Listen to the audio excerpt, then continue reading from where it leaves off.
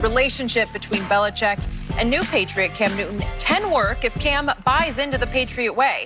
Guinness thinks Cam will, quote, respect that he's going to an organization that has had a lot of success without him. So, Shannon, in your opinion, will Cam buy into the Patriot way? Guess why he wouldn't he? You see, Skip, I think Cam gets a bad rap. I think because Cam has a big personality, he dresses a certain way, people automatically assume he's a problem in the locker room. I've never heard any reports that Cam was a problem. So why would he be a problem in another locker room? Now, we've seen guys go from other places. We heard what Corey Dillon was. We saw situations with Randy Moss and Ocho Cinco. Have that ever been reported with Cam Newton? So why would Cam Newton have a problem in the Patriots locker room? See, he gets a bad rap. There's all this perception that Cam's a bad teammate, that Cam's a problem. Why? Because he celebrates? Because he dabbed? Because he did the Superman? I'm just trying to figure, where is this coming from that Cam would have a problem?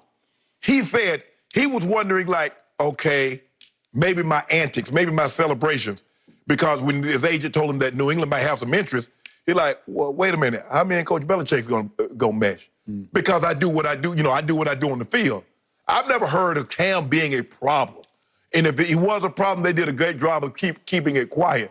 But it's hard for me to believe that a guy of Cam's talent and Cam's profile, it would have gotten out. If he was a problem in the locker room, if he was a problem at any point in time, it would have gotten out. So I believe Cam will be just fine in the Patriots locker room. I think a lot of this gets blown out of proportion.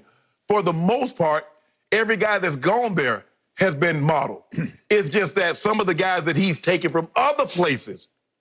So why would you automatically assume that Cam was a problem and he would have a problem here when he wasn't a problem there? Okay, I got you. And to your point, Belichick has taken taken chances on a lot of very talented players who had issues elsewhere. Yes. Randy Moss, he was a pretty model citizen. I know he started to go a little haywire there at the end, and after a Monday night game at Miami, Belichick said, that's enough, you're out. Right, and he wanted to get paid. Okay. Corey Dillon. Corey Dillon rushed for 1,500 yards. Okay, through the time that Chad Johnson was Chad Ochocinco, I was very close with him, and Chad Ochocinco got a shot to go play with Tom Brady as kind of a last hurrah. Right.